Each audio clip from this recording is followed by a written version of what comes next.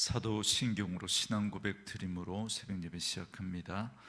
전능하사 천지를 만드신 하나님 아버지를 내가 믿사오며 그 외아들 우리 주 예수 그리스도를 믿사오니 이는 성령으로 잉태하사 동정녀 마리아에게 나시고 본디오 빌라도에게 고난을 받으사 십자가에 못 박혀 죽으시고 장사한 지 사흘 만에 죽은 자 가운데서 다시 살아나시며 하늘에 오르사 전능하신 하나님 우편에 앉아 계시다가 저리로서 산자와 죽은 자를 심판하러 오시리라.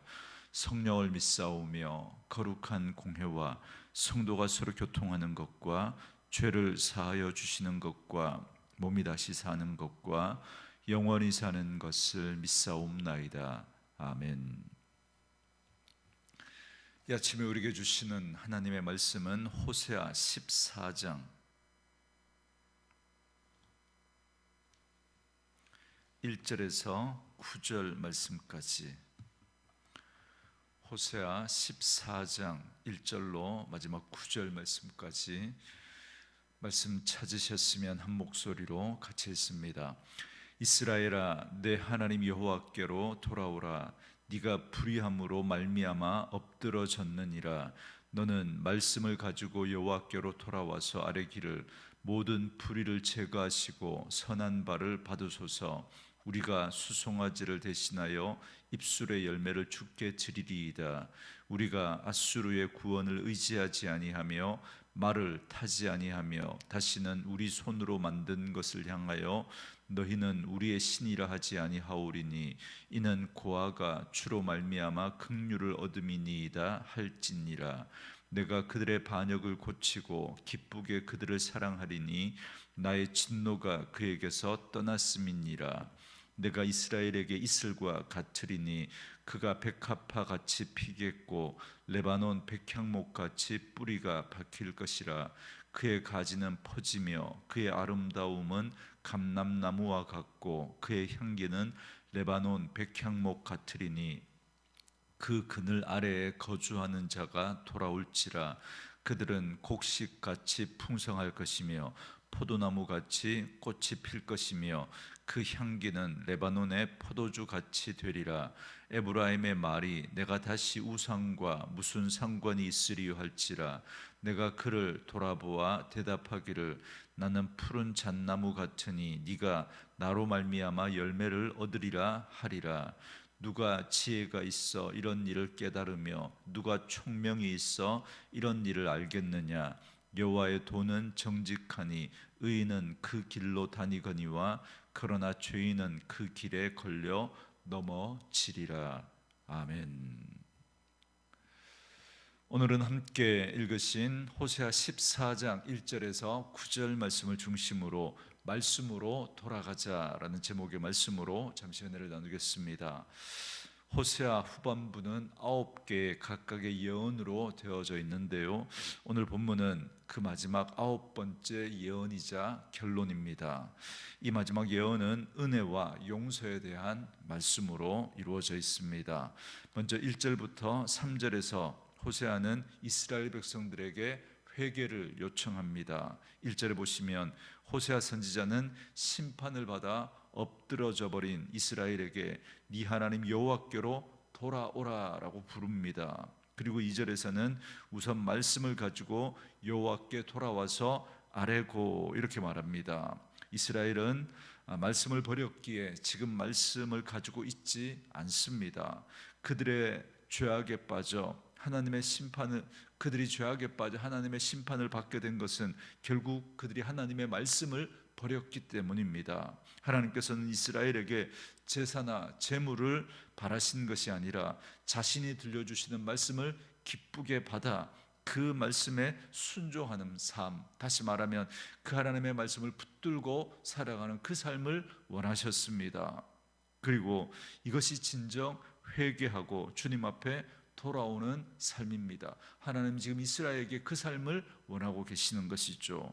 그렇게 하나님께로 돌아와 아랠 말씀은 첫째로 모든 불의를 제거하시고 선한 바를 받으소서. 우리가 수송아지를 대신하여 입술의 열매를 주께 드리리이다 하는 것입니다. 그래서 이스라엘은 자신들의 불의를 제거하여 주시기를 구하고 앞으로 소원하는 곳, 다시 말하면 입술의 열매를 선하게 여기사 받아주시기를 아뢰라고 그렇게 말하고 있습니다. 그렇다면 그들이 드릴 입술의 열매, 그 소원은 무엇입니까? 3절에 나옵니다. 우리가 앗수르의 구원을 의지하지 아니하며 말을 타지 아니하며 다시는 우리의 손으로 만든 것을 향하여 너희는 우리 신이라 하지 아니하오리니 이는 고아가 주로 말미암아 긍휼을 얻음이니이다 할지니라. 이렇게 말합니다. 그들의 소원은 우선 앗수르의 구원을 의지하지 않겠다라는 것입니다. 이스라엘 백성들은 앗수르에게 조공을 바치면서 그들의 도움을 구하다가 결국 하나님의 책망을 수없이 받았습니다. 그럼에도 불구하고 그들은 그 앗수르를 의지하다가 결국 앗수르에 의해서 멸망당하게 된 겁니다. 그렇기 때문에 앗수르의 구원을 기대하지 않겠다라는 소원을 하라는 것입니다. 그리고 두 번째로 말을 타지 않겠다라는 것입니다. 여러분, 말은 군대나 군사력을 의미합니다. 그러니까 군대를 의지하지 않겠다는 것이고 궁극적으로 왕을 의지하지 않겠다는 겁니다. 여러분, 이스라엘의 죄악을 하나님께서 책망하시면서 그들이 왕을 구한 것을 말씀하지 않습니까? 이스라엘의 진짜 왕은 하나님이심에도 불구하고 그들이 그 하나님을 왕으로 인정하지 않고 그 하나님의 통치를 밀어내고 그들은 힘있어 보이는 그 사람 왕을 구하고 그 왕을 의지했던 것이죠. 그래서 오늘 하나님께서 그들에게 소원하게 하시는 것은 말을 타지 않겠다, 다시는 군사력을 의지하지 않고 힘있어 보이는 사람 왕 의지하지 않겠다라는 것입니다. 여러분, 이스라엘은 주변 나라의 강력한 왕권과 군사력을 바라보면서 그들도 하나님께 왕을 구했습니다. 그때 하나님 그것을 이스라엘 백성들이 자기를 버린 것이라고 말씀하십니다. 여전히 하나님 앞에 그들은 제사를 지내고 절기를 지켰지만 그러나 그들이 그 하나님을 온전히 신뢰하지 못하고 그 하나님의 통치를 밀어내고 그들이 왕을 의지하고 다른 것들을 의지할 때 하나님은 그들이 나를 버렸다고 말씀하신 것입니다. 그래서 말을 타지 않겠다. 그래서 사람 의지하지 않고 그 군사력 의지하지 않고 하나님만 의지하겠다라는 것이죠. 그리고 세 번째로는 우상에게 우리의 신이라 하지 않겠다라는 것입니다. 이스라엘은 우상 숭배의 허망함을 깨닫고 다시는 그것을 하나님으로 섬기지 않을 것이고 오직 여호와 하나님만 섬기겠노라라고 그렇게 소원하는 것입니다. 이렇게 이스라엘은 하나님께 소원을 하고서 3절 말미에 자신들이 고아가 되었음을 고백합니다. 이는 이스라엘이 자기들의 아버지이신 하나님을 거역하고 그 곁을 떠난 순간 원수와 압제자들에게 공격을 받아 무너졌다라는 사실을 깨닫고 지금 이렇게 고백하고 있는 것입니다. 이어서 4절부터 8절에서는 하나님께서 이스라엘에 대한 심판을 행하신 후에 진노가 떠나가고 이제 그들을 고치고 사랑할 것이고 하나님과의 관계가 회복될 것임을 말씀하고 있습니다. 먼저 4절에 보시면 내가 그들의 반역을 고치고 기쁘게 그들을 사랑하리니 나의 진노가 그에게서 떠났음이니라 이렇게 말합니다. 하나님의 진노가 떠난 후에 하나님께서 하셔야 할 일이 생겼습니다. 이스라엘이 반역으로 인해서 심판을 받아 처참하게 지금 상해 있기 때문에 그렇습니다. 우선 하나님께서는 이스라엘의 반역을 고치십니다. 이는 그들의 고장난 마음을 고쳐서 순종의 마음이 되게 하시겠다라는 뜻입니다. 그 다음에는 기쁘게 그들을 사랑하리라 라고 이렇게 말씀하고 있는데요, 이는 아낌없이 사랑하겠다는 것입니다. 그러니까 하나님께서는 이스라엘의 죄악에 대하여서 진노하시고 심판하신 이후에 이스라엘을 기쁨으로 사랑할 것이다 라고 말씀합니다. 이와 같은 치유와 기쁨의 교제는 하나님의 공의가 집행되고 난 다음에, 그래서 그들이 그 죄악으로부터 돌이키고 난 다음에 하나님께서 그들을 그렇게 사랑하시고 축복하시겠다라는 것입니다. 이처럼 회복된 후에는 하나님이 친히 이스라엘에게 이슬이 되어주십니다. 5절 6절 말씀처럼 이스라엘은 백합화 같고 뿌리가 내린 레바논 백향목 같을 것입니다. 그의 가지가 펴지고 아름답기는 감람나무 같고 백향목 같은 아름다운 향기를 발할 것입니다. 여러분, 팔레스타인 지방은 봄과 늦은 가을에 우기 외에는 비가 오지 않습니다. 그런데 건기에는 밤에 이슬이 내려서 농작물과 초목이 자라고 짐승들도 그것으로 목을 축일 수 있습니다. 그래서 이슬은 하나님의 축복을 상징합니다. 이슬 같은 하나님의 축복으로 회복된 이스라엘은 이제 아름답게 될 뿐만 아니라 풍성해질 것입니다. 7절에서 그 그늘 아래에 거주하는 자가 돌아올지라 그들은 곡식같이 풍성할 것이며 포도나무같이 꽃이 필 것이며 그 향기는 레바논의 포도주같이 되리라, 이렇게 말씀합니다. 가지가 잘 뻗은 아름다운 감람나무의 그 그늘 아래로 사람들이 돌아와서 거주하게 될 것이고, 그들은 추수 때의 곡식같이 풍성하게 될 것이고 포도나무처럼 꽃을 피우고 그 향기는 레바논의 포도주 같을 것이다 라고 말씀합니다. 회복된 이스라엘의 그 모습이 이와 같을 것임을 하나님이 말씀하고 있습니다. 그래서 8절 말씀처럼 이제 하나님과 이스라엘의 관계가 회복됩니다. 에브라임이 오직 하나님만이 자기들에게 풍성한 열매를 주신다는 뜻으로 내가 다시 우상과 무슨 상관이 있으리요 할 것이요, 이에 하나님께서는 나는 푸른 잣나무같이 너희에게 열매를 얻게 하리라 라고 화답을 하십니다. 여러분, 그리고 마지막 9절은 호세아의 결론으로 깨달음과 실천을 촉구하는 말씀입니다. 9절에 보시면 누가 지혜가 있어 이런 일을 깨달으며 누가 총명이 있어 이런 일을 하겠느냐, 여호와의 도는 정직하니 의인은 그 길로 다니거니와 그러나 죄인은 그 길에서 걸려 넘어지리라, 이렇게 말합니다. 이 말씀은 마치 잠언의 말씀처럼 들리지 않습니까? 여기 여호와의 도는 호세아를 통해서 들려주신 하나님의 말씀을 가리킵니다. 호세아는 자신이 증가하는 이 도가 정직하다라고 말합니다. 이 책의 말씀이 한치의 오류도 없고 정직하고 진실하며 선한 하나님의 말씀이라는 겁니다.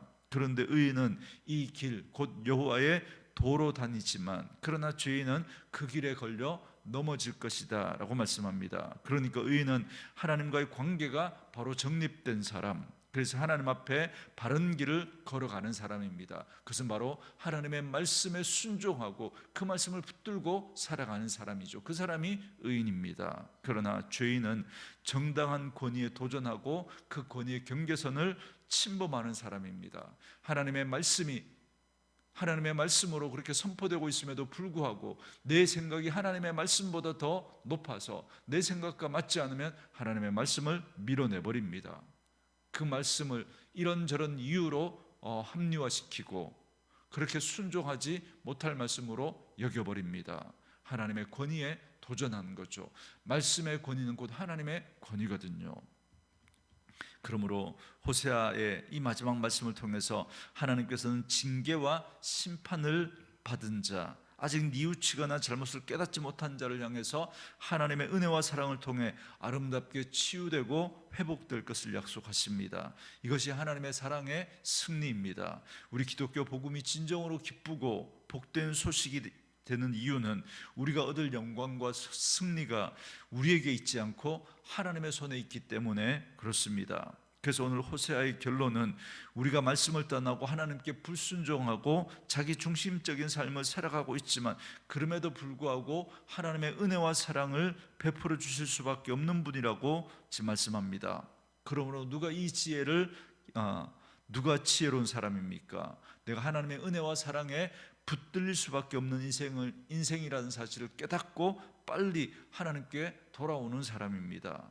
좋은 시절 다 보내고 매맞고 천부여 의지 없어서 손들고 옵니다라고 그렇게 항복하고 마지막에 돌아오는 사람은, 여러분, 그 사람이 지혜로운 사람이 아니라 우리가 그 하나님의 은혜와 그 사랑을 우리가 하루라도 빨리 깨닫고 우리가 그 하나님의 그 은혜와 사랑 앞에 항복하고 우리의 남은 삶을 정말 하나님의 말씀에 순종하며 하나님이 원하시는 삶을 살아가는 그러한 사람이 참으로 지혜로운 자인 줄 믿습니다. 그래서 오늘 말씀처럼 하나님의 도를 따라 걷는 것입니다. 내 생각이 아니라, 내 방법이 아니라, 내 생각과 내 방법을 넘어서는 그 크신 하나님의 그 은혜와 사랑을 깨닫고 그 말씀에 순종하는 삶이 가장 복된 삶인 줄 믿습니다. 그러므로 우리는 하나님의 끝없는 사랑에 붙들림 바 되었다라는 사실을 꼭 기억하십시오. 하나님은 결코 하나님의 택한 사람 그냥 내버려 두시지 않습니다. 어떻게든 그 사람을 하나님께서 그 구원을 하나님 이루어 가실 것이고 끝내 하나님 앞에 무릎 꿇게 하실 것입니다.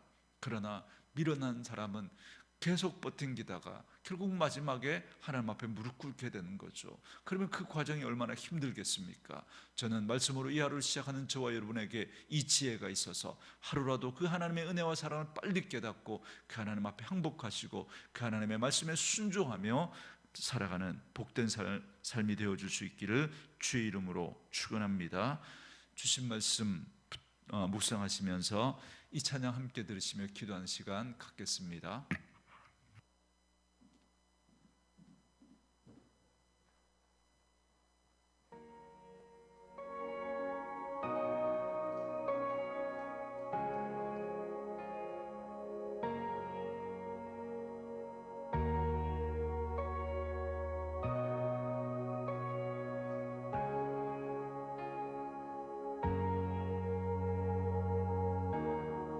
끝이 없는 그 사랑 나를 부르시네.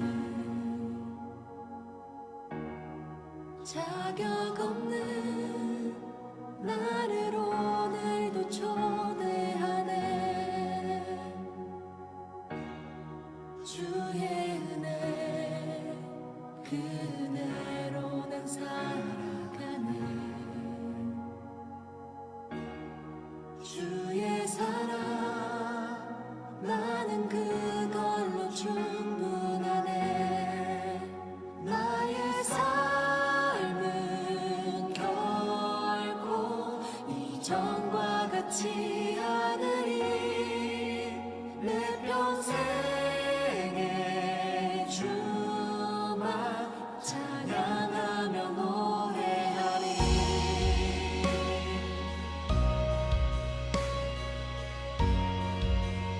고백합시다. 끝이 없는 그 사랑 나를 부르시네. 자격 없는 나를 오늘도 초대하네. 주의 은혜 그 은혜로 난 살아가네. 주의 사랑 나는 그걸로 충분하네. 나의 삶은 결코 이전과 같지